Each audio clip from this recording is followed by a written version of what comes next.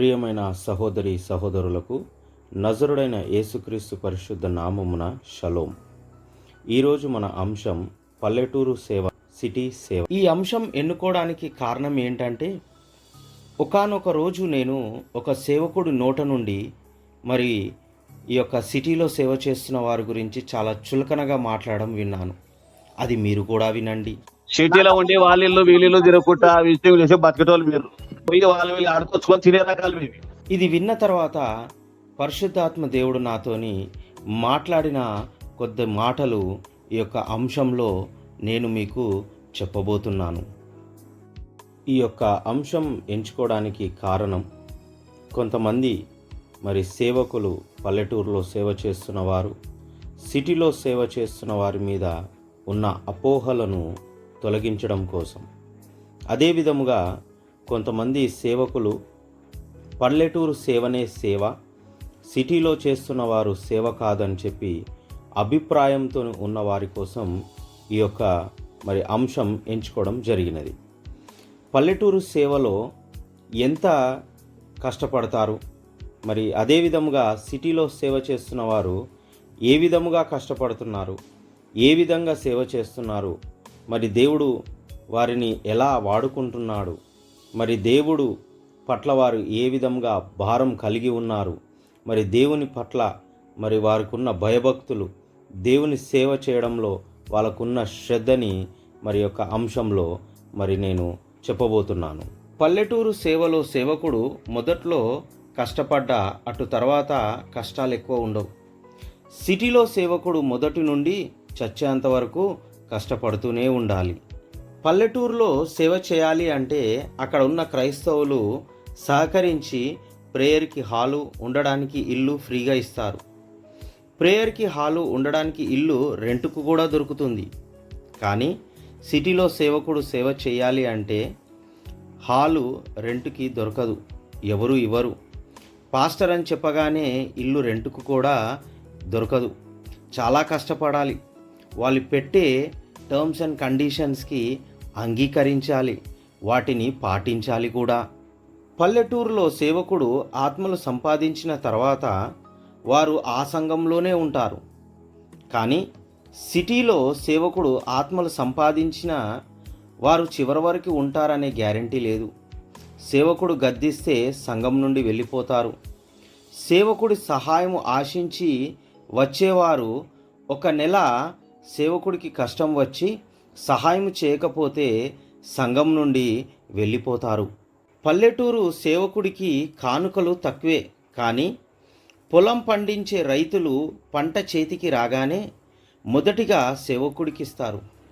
బియ్యమని, పప్పులని, కూరగాయలని, పండ్లని, ఇంకా తదితర మరి వస్తువులు ఇస్తూనే ఉంటారు.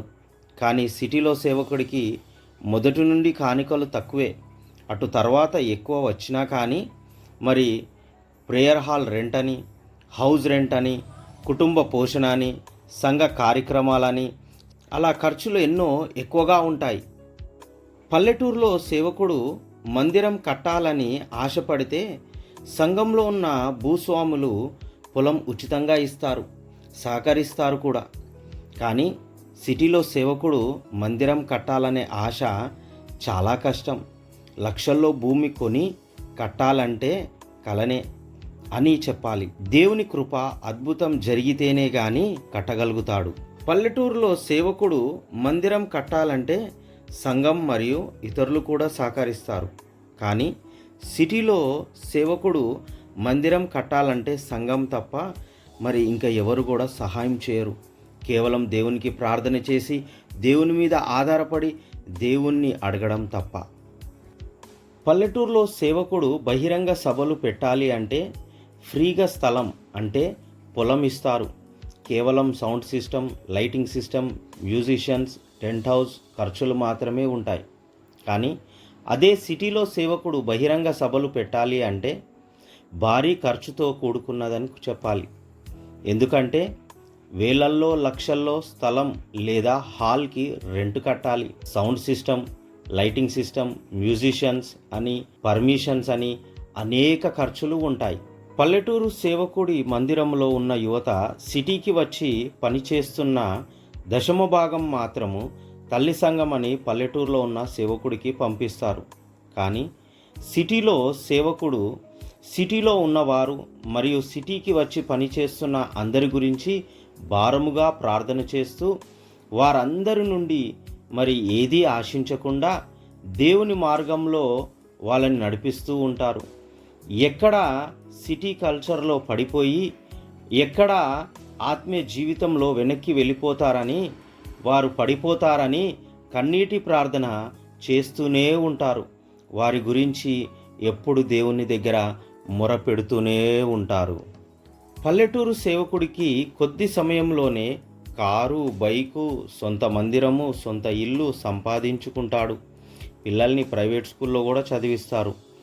కానీ సిటీ సేవకుడు ఎన్ని సంవత్సరాలు సేవ చేసినా బైకు కొనుక్కొని పెట్రోల్ పోసుకొని నడిపించే శక్తి కూడా ఉండదు.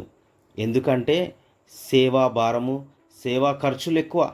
పిల్లలకి ఫీజులు కట్టలేక స్కూళ్ళకి పంపించకపోగా వాళ్ళని స్కూలు మానిపించేసిన సందర్భాలు ఎన్నో. కుటుంబంతో పాటు పస్తులు ఉన్న రోజులు ఎన్నో. పల్లెటూరు సేవకుడి దగ్గరికి సిటీ నుండి కానీ విదేశాల నుండి సేవకుడు వచ్చి వాక్య పరిచర్య చేసిన సేవకుడికి మాత్రం ₹1 ఇవ్వడు. కానీ అతని నుండి మరి పల్లెటూరు సేవకుడు మరి కానుకలు ఆశిస్తాడు. వారు ఏం సహాయం చేస్తాడా అని చెప్పేసి ఎదురు చూస్తూనే ఉంటాడు. కానీ సిటీలో సేవకుడికి మాత్రం కష్టాలు విలువ ఎక్కువగా తెలుసు. కాబట్టి సంఘానికి సహాయం అని ఎవరు వచ్చినా సహాయం చేసి పంపిస్తాడు. తోటి సేవకులను ఒట్టి చేతులతో పంపించకుండా తనకు తగ్గ కానుక ఇచ్చి సంతోషంగా పంపిస్తూ ఉంటాడు. ప్రియమైన సహోదరి సహోదరులారా, ఈ యొక్క అంశంలో నేను చెప్పిన విషయాలు ఏ ఒక్క సేవకుడిని ఉద్దేశించి బాధ పెట్టాలని కాదు. కానీ పల్లెటూరులో సేవ చేస్తున్న ఒక సేవకుడు మరి సిటీలో సేవ చేస్తున్న సేవకుల మీద ఉన్న అపోహని తొలగించడం కోసం. ఎందుకంటే నేను ఇప్పుడు చెప్పిన విషయాలు సాక్షాత్తు కొంతమంది పల్లెటూరులో సేవ చేస్తున్న వారి జీవితాల్లో నేను చూశాను. అదే విధముగా సిటీలో సేవ చేస్తున్న కొంతమంది సేవకుల జీవితాల్లో నేను చూసినవి, నేను విన్నవి, నేను ఈ యొక్క అంశంలో నేను మీకు చెప్పాను. ఈ యొక్క అంశంలో నేను చెప్పిన ప్రతి ఒక్క మాట నిజం. ఒక సేవకుడి యొక్క సాక్ష్యం పంచుకుంటాను నేను. సిటీలో సేవ చేస్తున్న సేవకుడికి మరి రెంట్ హౌస్లో ఉంటున్నాడు. ఒక స్లమ్ ఏరియాలో సేవ చేస్తుండగా ఆ స్లమ్ ఏరియాలో ఒక 5 నుంచి 10 మంది కూడుకుంటున్నారు. ఒక ఇంట్లో కూడుకుంటున్నారు. ఆ ఇంటి వ్యక్తి ఒక వారము ఆ యొక్క స్థలము ప్రార్థన పెట్టుకోవడానికి ఇస్తాడు. ఒక వారం ఇవ్వడు. ఆయనకు చాలా బాధ కలిగింది. అక్కడ సేవ చేయడం మానేశాడు. అదే విధముగా ఇంకొక సేవకుడు మరి ఎంతో కష్టాల్లో ఉండి నేను 3 పూటలు తింటే నా పిల్లలకి, నా భార్యకి మరి నేను ఆహారం పెట్టలేను, కాబట్టి నేను పస్తుండి వారికి ఆహారం పెడతానని ఆయన ఉపవాస ప్రార్థన చేస్తూ వారి భార్య బిడ్డలకి 3 పూటల అన్నం పెడుతున్నాడు. అదే విధముగా మరి ఇంకొక సేవకుడు మరి ఈ యొక్క సేవని నడిపించలేక భారంగా ఉందని చెప్పి మానివేసేసి ఉద్యోగం చేసుకుంటున్నాడు. ఇంకొక సేవకుడు మరి సేవ చేయలేకపోతున్నాను, ఎంతో భారంగా ఉంది, హౌస్ రెంట్ కట్టుకోలేకపోతున్నాను, మరి హాల్కి రెంట్ కట్టలేకపోతున్నాను, కష్టాలు ఎక్కువైపోయాయి, ఒక పూట భోజనం కూడా భార్య బిడ్డలకు పెట్టలేకపోతున్నానని చెప్పి ఆత్మహత్యలు చేసుకొని చనిపోతున్న సేవకులు ఎంతోమంది ఉన్నారు. కాబట్టి నా యొక్క ప్రియ సహోదరి సహోదరులారా, సేవ చేస్తున్న సేవకురాల్లారా, సేవకుల్లారా, ఏ ఒక్క సేవకుడిని తక్కువగా చేసి మాట్లాడకండి. ఎవరికి కష్టాలు వారికే ఉంటాయి. ఎవరికి దేవుడు ఏ విధంగా దీవించి ఆశీర్వదించాలో ఆ విధంగా దీవించి ఆశీర్వదిస్తాడు. కానీ మనం ఏ ఒక్క సేవకుడిని తక్కువ చేసి మాట్లాడొద్దండి. కాబట్టి ఈ యొక్క వాక్యం విన్న ప్రతి ఒక్కరు కూడా మరి మీరు సేవకుల గురించి ప్రార్థన చేయండి, వారి పరిచర్య గురించి ప్రార్థన చేయమని మరి అతి వినయముగా మరి బ్రతిమలాడి అడిగి వేడుకుంటూ ఈ యొక్క అంశంలో నేను చర్చించిన విషయాలు ఏమన్నా బాధ కలిగి ఉంటే నన్ను క్షమించమని, ఇది బాధ కలిగించడం కాదు కానీ మరి కేవలం మేలుకొలుపు కోసం అని చెప్పి నేను మీ అందరికీ కూడా ఈ యొక్క సందర్భంగా మరి విన్నవించుకుంటున్నాను. ప్రార్థన. అత్యున్నత సింహాసనం మీద ఆసనుడనే దేవా, రాజాది రాజా, ప్రభులకు ప్రభు, అద్వితీయ దేవా, నీకు కోట్లాది కృతజ్ఞతాస్తుతులు చెల్లిస్తున్నాను. నీ సేవకుడు అని చెప్పే ప్రతి ఒక్కరిని, నీవు ఎన్నుకున్న వారిని నాయన, వారికి ఉంటున్న ప్రతి ఒక్క బాధ, వేదన, కష్టము, నష్టము, ఆర్థిక ఇబ్బందులు, కటిక దరిద్రము, అప్పుల సమస్యల నుంచి విడిపించి నీ యొక్క పరిశుద్ధాత్మ అగ్ని చేత అభిషేకించి బహుగా సేవలో వాడుకోమని నజరుడైన యేసుక్రీస్తు పరిశుద్ధ నామమున ప్రార్థన చేసి బ్రతిమలాడి అడిగి వేడుకుంటున్నాను తండ్రి. ఆమేన్, ఆమేన్, ఆమేన్.